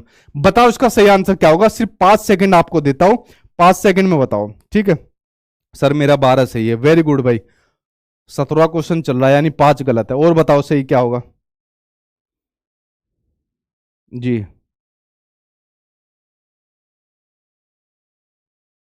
3 भी हो सकता है। 3 कैसे हो सकता है इसका, पाठ्य पुस्तकों से अनुच्छेद को कई बार लिखना, 3 कैसे हो जाएगा? पाठ्य पुस्तकों से क्रिटिकल थिंकिंग को बढ़ावा नहीं मिलेगा इससे, ठीक है। सेकंड आंसर सही रहेगा आपका। ब्रेन स्टॉर्मिंग आ गया, उससे बढ़िया कुछ नहीं है आपका। देखिए आंसर इसके अंदर जो आपका सही हो जाएगा वो हो जाएगा इसके अंदर आपका फंक्शनल, आपका फिक्सनेस। देखो जब किसी भी चीज के अंदर आपकी स्थिरता आ जाएगी, ठीक है, किसी भी चीज के अंदर आपकी स्थिरता आ जाएगी, यहां पर आपका एनालॉजी का यूज हो रहा है, ठीक है, यहां पर आपका कारण और प्रभाव के अंदर संबंध स्थापित हो रहा है, यहां पर आपके साधनों का और लक्ष्यों का विश्लेषण हो रहा है, तो ये आपके क्या काम कर रहे हैं? यहां पर आपको हेल्प कर रहे हैं, ठीक है, बाधक नहीं बन रहे, यहां पर हेल्प कर रहे हैं। बट समस्या समाधान कौशल के लिए बाधक कौन बन रहा है? यहां पर स्थिर बन के साधन में बाधक बनना है। तो आंसर आपका फर्स्ट आंसर आपका सही हो जाएगा, ठीक है। अगला क्वेश्चन देखते हैं, सामने स्क्रीन पर आ गया आपका अगला क्वेश्चन कि निम्नलिखित वक्तव्यों में से कौन सा विकास के विषय में सही नहीं है? ध्यान से पढ़ना, क्वेश्चन नेगेटिव है। पहला दिया हुआ है कि विकास बहुआयामी एवं बहुमुखी होता है, यानी मल्टी डायरेक्शनल होता है, वो आपको बताना है। देखिए मैंने आपको कई बार बताया हुआ है कि विकास क्या होता है? मल्टी डायमेंशनल होता है, यानी बहुआयामी होता है, यानी विकास के कई आयाम होते हैं। शारीरिक विकास होता है, मानसिक विकास होता है, संज्ञानात्मक विकास होता है, सामाजिक विकास होता है। तो विकास के कई सारे आयाम होते हैं, मल्टी डायमेंशनल यानी कि बहुआयामी होता है। उसके अलावा विकास जो होता है मल्टी डायरेक्शनल होता है, यानी विकास कई दिशाओं में चलता है, यानी खाली एक दिशा में नहीं चलता, एक दिशा नहीं होता, विकास होता है मल्टी डायरेक्शनल होता है, ठीक है। तो पहला क्या है? तो भाई पहला तो आपका पॉजिटिव हो गया। आगे देखते हैं, सांस्कृतिक परिवर्तन से विकास प्रभावित नहीं होता, ये आपका गलत हो गया। क्यों गलत हो गया? सांस्कृतिक परिवर्तन से बिल्कुल विकास प्रभावित होता है। मान लीजिए सांस्कृतिक परिवर्तन आ गया किसी बच्चे के अंदर, ठीक है, किसी बच्चे की सोसाइटी के अंदर, परिवार के अंदर, तो उसका विकास भी प्रभावित होगा। तो ये आपका नेगेटिव ऑप्शन है, और नेगेटिव का भाई क्या हो जाएगा?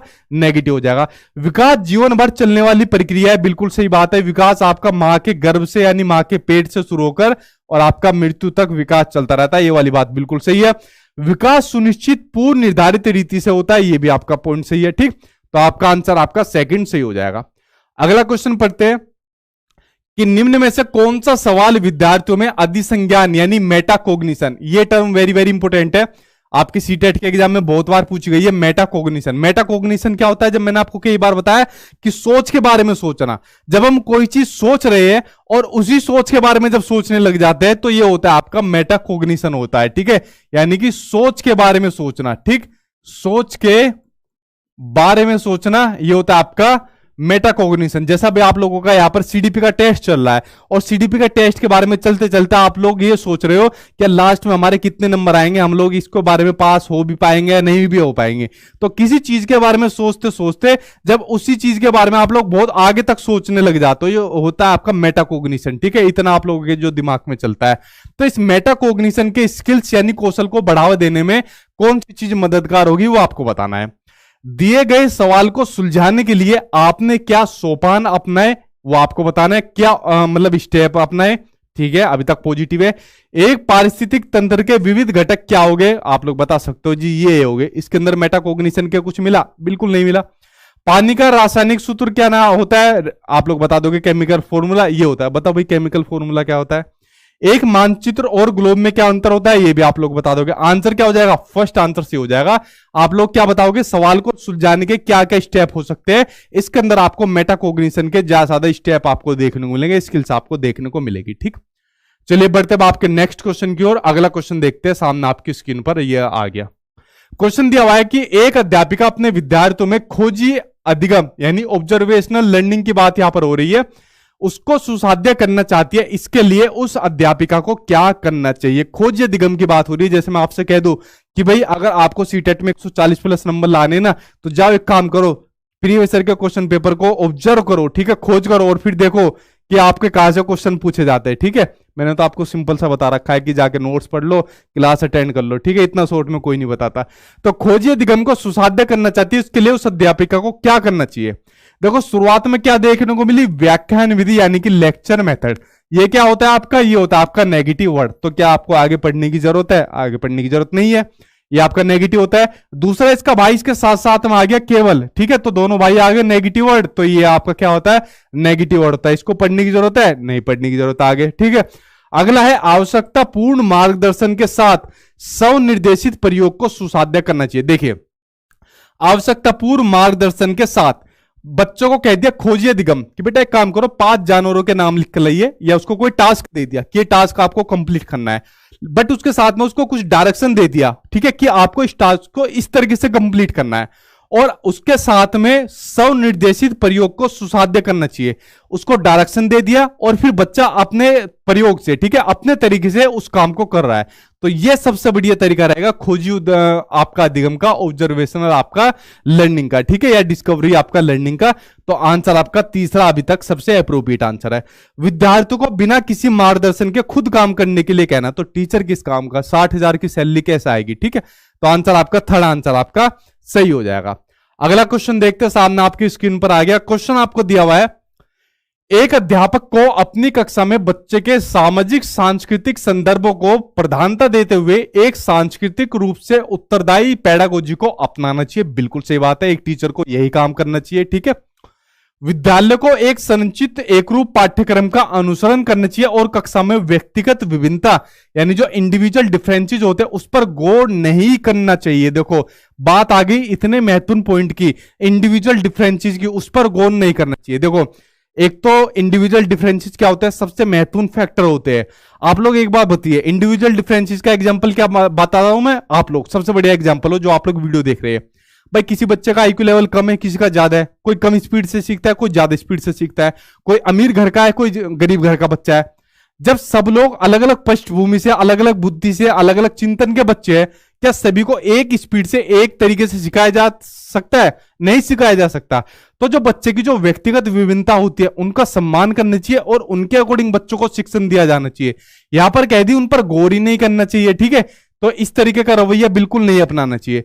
तो ये ऑप्शन आपका क्या हो जाएगा, ये आपका गलत हो जाएगा। एक मैसेज हो रहा है फिर देखो उसके अंदर, ठीक है, कुछ नहीं। तो ये क्या हो जाएगा, आपका एक गलत हो जाएगा, ठीक। तो आंसर क्या हो जाएगा, सिर्फ पहला आपका सही होगा और ये आपका गलत हो जाएगा, ठीक। इस तरीके का रवैया आपको नहीं अपनाना, इंडिविजुअल डिफरेंसेस का आपको सम्मान देना है, ठीक, ज्यादा से ज्यादा। अगला क्वेश्चन सामने आपकी स्क्रीन पर आ गया कि निम्नलिखित में से कौन सा प्रेरणा यानी मोटिवेशन के स्रोत और प्रेरणा के प्रकार का सही मिलान यानी युग्म है। इसका आंसर भाई आप लोग मुझे दो, इसका देखता हूं कौन आंसर इसका सही देगा। एक तरफ मोटिवेशन है और एक तरफ मोटिवेशन का टाइप है, ठीक है, आपको सही देना है। एक तरफ मोटिवेशन आपको दिया हुआ है, वो मोटिवेशन का टाइप है आपको क्यूरियोसिटी यानी जो जिज्ञासा होती है, और दूसरी तरफ मोटिवेशन दी हुई है इंटरनल यानी आंतरिक अभिप्रेरणा। क्या ये सही है? एक तरफ है समकक्षों की सराहना यानी आप लोगों के दोस्त यार कहे भाई तेरी तो तैयारी बहुत बढ़िया हो रखी है, तू तो सीटेट में 150 में से 150 लेकर आएगा, ठीक है। तो ये भी इंटरनल मतलब वो है आपकी मोटिवेशन। दूसरी है शिक्षक की प्रशंसा, ठीक है, जैसे मैं आपसे कह दूं कि भाई 150 में से टॉप करेगा ये तो, ठीक है। एक है मैच में ट्रॉफी लाना, ये भी इंटरनल मोटिवेशन है। बताओ इसका सही टाइप कौन सा हो जाएगा, आप लोग बताइए इसका सही टाइप। बड़ा सिंपल सा क्वेश्चन है, इसके अंदर गलती मत करना कोई भी। देखिए यहां पर बात हो रही है आपकी इंटरनल मोटिवेशन की, अगर बात हो रही है ना तो उसके अंदर पॉइंट आएगा आपका जिज्ञासा। देखिए जहां पर भी किसी के अंदर जिज्ञासा आ जाएगी तो वहां पर आपका इंटरनल मोटिवेशन के थ्रू आती है। अगर मुझे किसी चीज के बारे में जानना है, अगर मुझे जानना है कि भगवान कौन है, तो अगर इंटरनल मोटिवेटेड हूं मैं, ठीक है, अंदर से बात आती है यार भगवान के बारे में जानना है।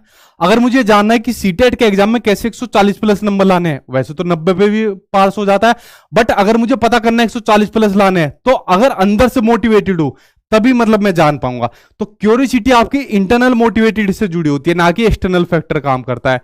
अगर दोस्त यार आपकी तारीफ करते हैं तो ये इंटरनल नहीं आपका एक्सटर्नल होता है। चाहे टीचर भी काम करे, चाहे मैच में ट्रॉफी हो, जो आपके रिवॉर्ड होते हैं, प्रशंसा होती है, तारीफ होती है, ये सब आपके एक्सटर्नल फैक्टर होते हैं, ना कि इंटरनल फैक्टर होते हैं, ठीक है। चलिए बढ़ते हैं अब आपके नेक्स्ट क्वेश्चन की ओर, ठीक।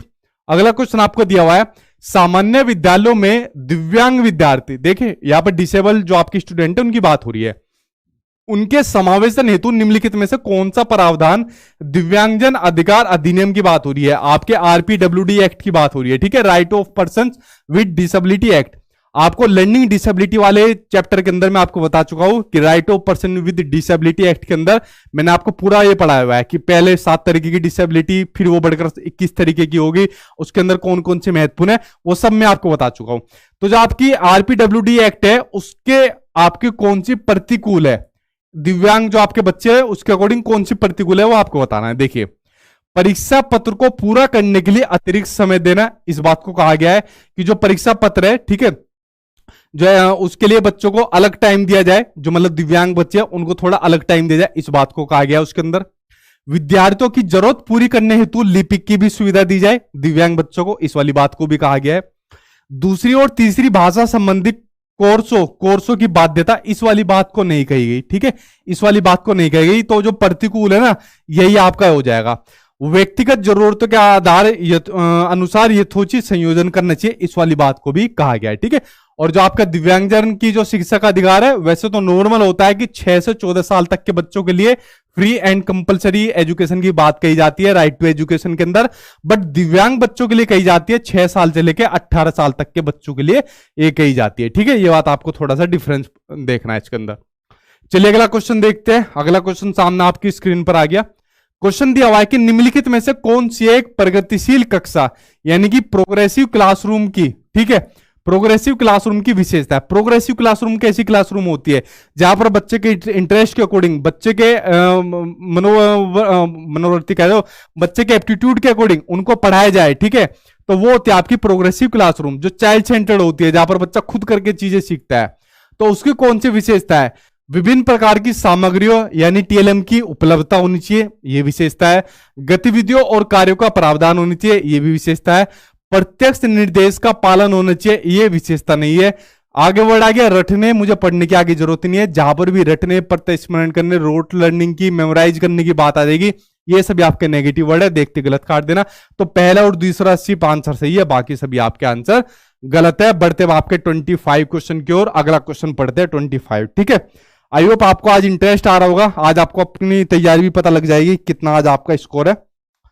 चलिए बढ़ते हैं अगले क्वेश्चन की ओर। अगला क्वेश्चन दिया हुआ है कि बच्चों के विकास के मार्ग व प्रगति का सटीकता से पूर्वानुमान नहीं लगाया जा सकता। देखो मैंने आपको क्या बताया था विकास के बारे में, कि बच्चे का विकास का पूर्वानुमान लगा सकते हैं, मतलब प्रेडिक्ट कर सकते हैं बच्चे का, कि बच्चे का विकास किस दिशा में जा रहा है या किस दिशा तक हो सकता है, बट सटीकता से अनुमान नहीं लगा सकते कि इतना ही अनुमान होगा।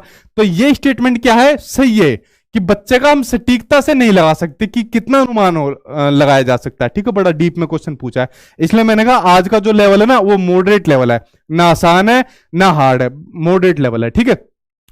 अगला है आपका आनुवांशिकता व पर्यावरणीय यानी हेरिडिटी और एनवायरमेंट कारकों के अनूठा संयोजन बच्चों में अलग अलग बदलाव का मार्ग तय करता है। बिल्कुल सी बात है, चाहे बच्चे का विकास हो चाहे लर्निंग हो, उन दोनों के रोल में सबसे महत्वपूर्ण जो दो फैक्टर आते हैं वो होते हैं, एक तो हेरिडिटी होता है, एक एनवायरमेंट होता है, एक आनुवांशिकता होती है, एक वातावरण होता है, ठीक है। तो ये भी स्टेटमेंट क्या है? ये भी बिल्कुल आपका सही स्टेटमेंट है, यानी कि आपके दोनों आपके सही है, ठीक है। ए और आर दोनों सही है और आर सही व्याख्या करता है आपकी, ठीक है। चलिए बढ़ते अब आपके नेक्स्ट क्वेश्चन की ओर। ये क्या क्वेश्चन कहता है आपके, इसके ऊपर नजर डालते हैं।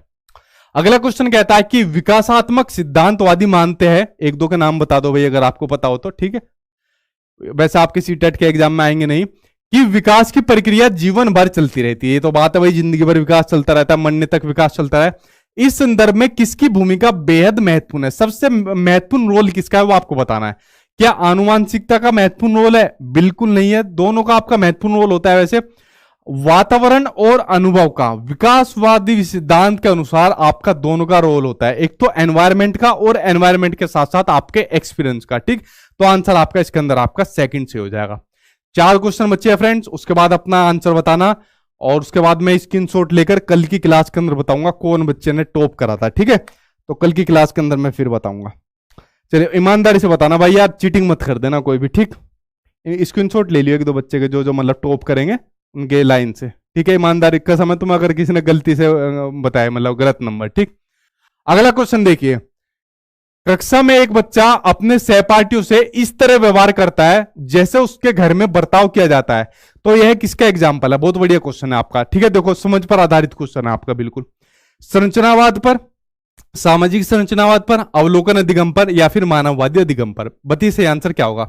मतलब जैसे उसके घर में व्यवहार होता है वैसे वो अपने क्लासरूम में करता है, वैसे वो प्लेग्राउंड में करता है, वह हर जगह अपने दोस्तों के साथ ऐसा करता है। यानी यहां पर वो बच्चा क्या काम कर रहा है? यहां पर वो बच्चा अनुकरण करता है, जैसे उसके घर में भाषा बोली जाती है, जैसे घर में व्यवहार होता है वैसे सेम दूसरी जगह करता है। तो इसको कहा जाता है आपका ऑब्जर्वेशनल लर्निंग। क्या कहा जाता है? ऑब्जर्वेशनल लर्निंग आपका, ठीक है। तो ऑब्जर्वेशनल लर्निंग के अंदर क्या होता है आपका, आपको ध्यान हो एल्बर्ट बंडूरा का मैंने आपको सिद्धांत पढ़ाया था, उसके अंदर उन्होंने क्या बताया था कि बच्चा क्या काम करता है, अपनी फैमिली से चीजें सीखता है अनुकरण के माध्यम से। जैसा घर के अंदर चीजें होती है वैसे उसको अनुकरण कर लेता है और वैसे ही सीख लेता है। वो बेबी डॉल वाला एग्जांपल मैंने आपको बताया था, जैसा उसको मूवी दिखाई जाती है डॉल के साथ वैसे करता है। प्यार वाली मूवी दिखाओगे डॉल के साथ गुड़िया प्यार करती है, ठीक है। उसको गुस्से वाली दिखाओगे उसके बाद वो उसकी गर्दनी तोड़ देती है। तो ये होती है आपकी ऑब्जर्वेशनल लर्निंग होती है, ठीक है। मतलब ऑब्जर्व करता है वो कि घर के अंदर किस तरीके से व्यवहार हो रहा है, किस तरीके की भाषा बोली जा रही है, और सेम उसी तरीके से बाहर व्यवहार करता है। इसलिए मैं कहता हूं बार बार घर के अंदर बच्चों के सामने अच्छी तरीके से व्यवहार आपको रखना चाहिए, ठीक है। देखो आज का सबसे आसान क्वेश्चन, ठीक है, आप लोगों के लिए मैंने इसलिए 2-3 क्वेश्चन आसान रख दिए, कभी 1-2 के जीरो ही नंबर ना आ जाए, लुटिया ना डुबा दे जाके कि हमारे तो जीरो ही आ गए। तो क्वेश्चन आसान है कि अधिगम अक्षमता यानी लर्निंग डिसऑर्डर के संदर्भ में गणितीय अधिगम अक्षमता यानी मैथमेटिकल डिसऑर्डर क्या कहलाता है। मैथ से संबंधित डिसऑर्डर आपको बताना है क्या कहलाता है। डिस्प्रेक्सिया, डिस्प्रेक्सिया बताया था मैंने आपको, जो शारीरिक कौशलों से संबंधित आपके विकार होते हैं, जिसमें आपका माइंड मसल्स कांटेक्ट नहीं बन पाता, ठीक है। जैसे मान लीजिए पेन है, अब पेन को मैंने उछाला और मैंने पकड़ लिया भाई, बट बच्चा इसको नहीं पकड़ पाएगा। बच्चा को अगर उछाल के देखोगे हाथ कहीं चलेगा और उसकी आंखें कहीं चलेगी, तो आपका डिस्प्रेक्सिया होगा वो। डिसलेक्सिया होता है आपका पढ़ने से संबंधित विकार, ठीक। डिस्लेक्सिया होता है आपका पढ़ने से संबंधित विकार। डिसकैलकुलिया होता है आपका मैथ से संबंधित विकार, ठीक। आंसर थर्ड से हो जाएगा। और डिस्ग्राफिया होता है आपका लिखने से संबंधित विकार हो जाएगा। किससे? लिखने से संबंधित आपका विकार हो जाएगा। आंसर आपका वैसे इस वाले का थर्ड आंसर आपका सी हो जाएगा, डिस्कैलकुलिया। चलिए बढ़ते अब आपके नेक्स्ट क्वेश्चन की ओर। अगला क्वेश्चन आपको क्या दिया हुआ है, अगर एक विद्यार्थी किसी क्रिया को मूल्यवान मानता है, ठीक है, किसी काम को मूल्यवान मानता है, बट उस क्रिया को करने के लिए उसके पास बहुत कम नियंत्रण है, ठीक है, तो इस अवस्था में विद्यार्थी किस तरीके के भाव का एहसास करेगा? एंजाइटी फील करेगा, दुश्चिंता, ऊब जाएगा, बोर्डम, कुंठा यानी कि फ्रस्ट्रेशन, या फिर शेम यानी शर्म। बताओ भाई, बहुत बढ़िया क्वेश्चन है। तो इसका आंसर बताओ आप लोग सही से, इसका आंसर क्या हो जाएगा, ठीक है। हिंदी में लगा है इसलिए मैंने इंग्लिश वाला पढ़ा था वो, ठीक है, वो टाइपिंग के अंदर थोड़ा बहुत हो गया था जी। यार नोट्स गूगल के अंदर मिलेंगे भाई, कितनी बार पूछते हो यार, एक वीडियो देख लो यूट्यूब पर डाली हुई है मैंने।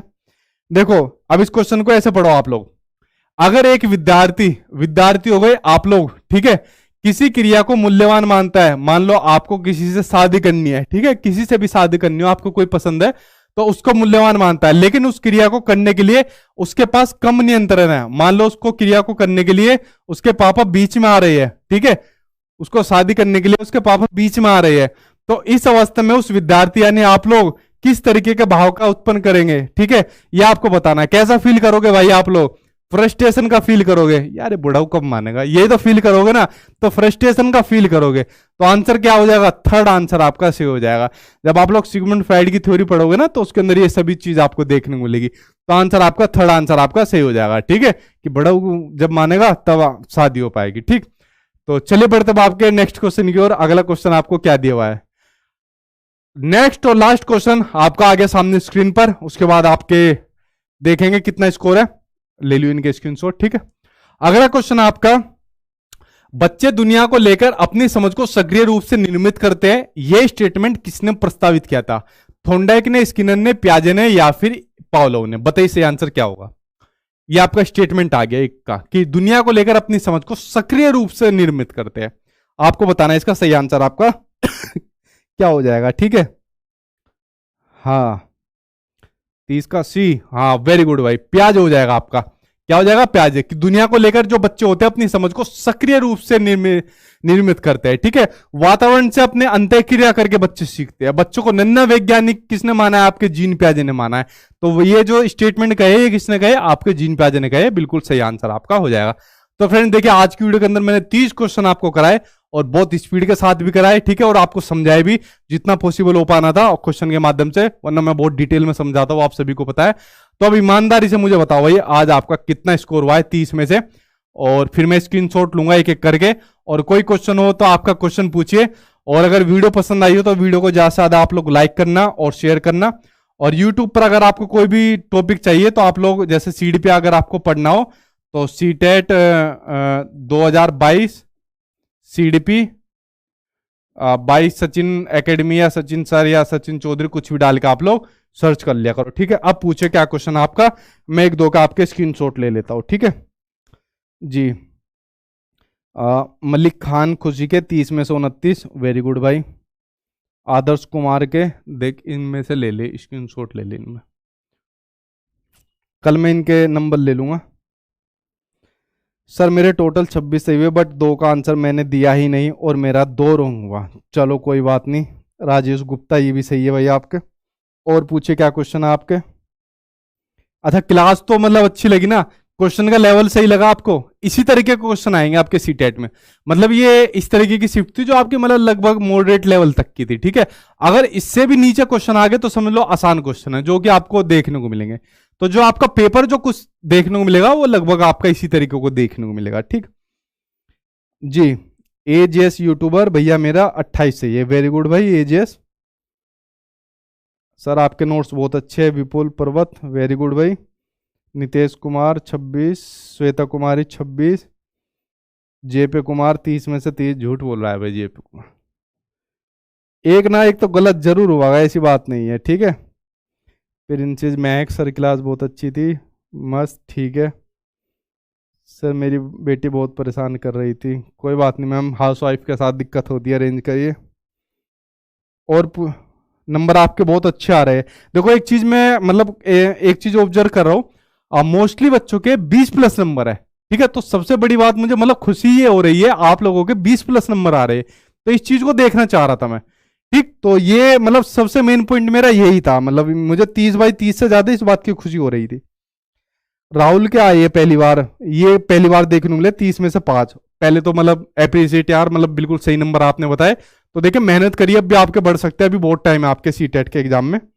बाकी सभी बच्चों के 20+ नंबर है आपके, ठीक है।